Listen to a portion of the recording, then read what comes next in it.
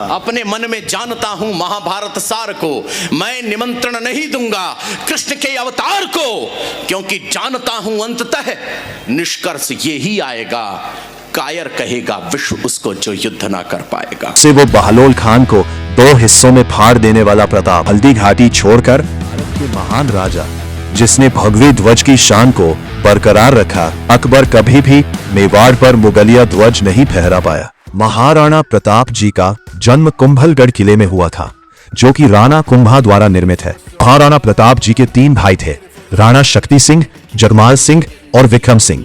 राणा शक्ति सिंह एक समय पर अकबर की तरफ से थे, पर फिर हल्दी घाटी के युद्ध के समय पर उन्होंने राणा प्रताप की सहायता करी। महाराणा प्रताप का दूसरे भाई जगमाल, जो कि सिंहासन की लालच में अकबर से जुड़कर महाराणा प्रताप को धोखा दिया था। अकबर महाराणा प्रताप से कितना डरता था, इस बात का अनुमान हम लोग इस बात से लगा सकते हैं कि अकबर, जो कि कश्मीर और सिंध तक पर हमला कर रहा था, पर उसकी इतनी दम नहीं थी कि वो अपनी नाक के नीचे मेवाड़ पर हमला कर सके। महाराणा प्रताप वो राजा थे जिसने अपने जीवन काल में कभी भी कायर मुगलों की गुलामी स्वीकार नहीं की थी। जहां बाकी राजपूत राजा झुक गए और डर गए थे अकबर की सेना की संख्या देखकर, वही प्रताप ने डंके की चोट पर अकबर को ललकारा। प्रताप के होते हुए अकबर कभी भी मेवाड़ पर मुगलिया ध्वज नहीं फहरा पाया, और ये बस उसका खुली आंखों से देखा हुआ एक सपना ही बनकर रह गया। और आज हमें झूठा इतिहास पढ़ाया जाता है कि वो भगौड़ा कायर 4 फुटा अकबर, जो कभी हल्दी घाटी में महाराणा प्रताप के डर से युद्ध लड़ने तक नहीं आया, उससे वो बहलोल खान को 2 हिस्सों में फाड़ देने वाला प्रताप, जो 7 फुट 5 इंच के थे, वो हल्दी घाटी छोड़कर भाग गए, और आज हमें वो अकबर महान बताया जाता है। खैर, इस वीडियो में हम अकबर की असलियत की बात नहीं करेंगे, क्योंकि अकबर के असली कारनामों के बारे में बताने में थोड़ा ज्यादा वक्त और पूरा एक अलग वीडियो चाहिए, जिसे जल्दी मैं अपने चैनल पर लाऊंगा। इस वीडियो में हम लोग भारत के महान राजा जिसने भगवी ध्वज की शान को बरकरार रखा, वो जिसने भारत को गुलामी से बचाए रखा, तो हम बात करेंगे वीर शिरोमणि महाराणा प्रताप सिंह जी की। महाराणा प्रताप जी राणा उदय सिंह और रानी जयवंता बाई जी के सबसे बड़े बेटे थे। महाराणा प्रताप जी ने अपने जीवन में 250 से अधिक युद्ध लड़के ये साबित कर दिया कि वो बप्पा रावल और सांगा के ही वंशज है। आप में से ज्यादातर लोगों को राणा सांगा और बापा रावल जी के बारे में भी नहीं पता होगा, पर फिक्र मत करिए, मैं आपका दोस्त आपको अपने आने वाली वीडियो में अपने भारत के सच्चे महान राजाओं के बारे में बताऊंगा, और साथ ही साथ इन मुगलों की असलियत भी बताऊंगा। और अगर आपको झूठ के पर्दे से बाहर आकर असलियत की चाव देखनी है, तो चैनल को सब्सक्राइब करके बेल नोटिफिकेशन ऑन करना मत भूलना। एक मॉरल कैरेक्टर क्या होता है, वो हमें महाराणा प्रताप सिखाते हैं।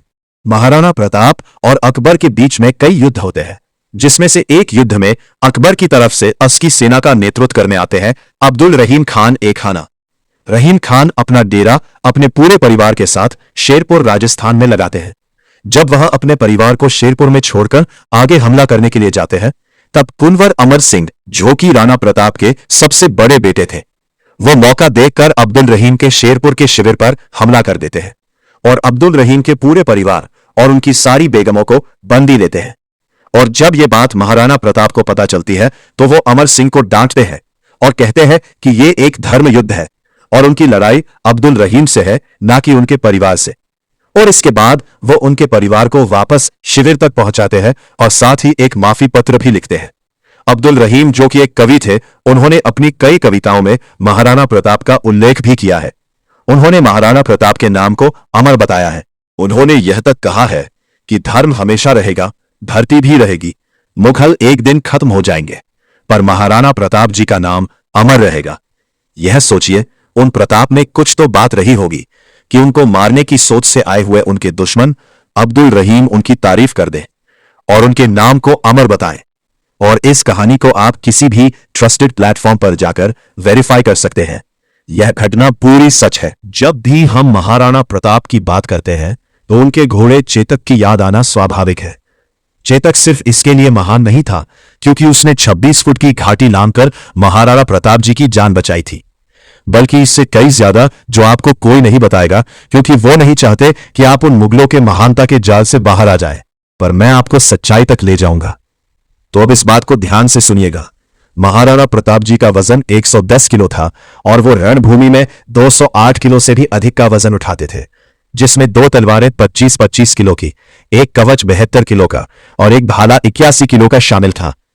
अब आप ये सोचिए कि अगर प्रताप रणभूमि में 208 किलो वजन उठाते थे और उनका खुद का वजन 110 किलो था, तो वो घोड़ा जो रणभूमि में 300 किलो से भी ज्यादा का वजन उठाकर हवा की तरह चलता हो, जिसकी रफ्तार हवा को मात देती हो, वो कितना महान होगा।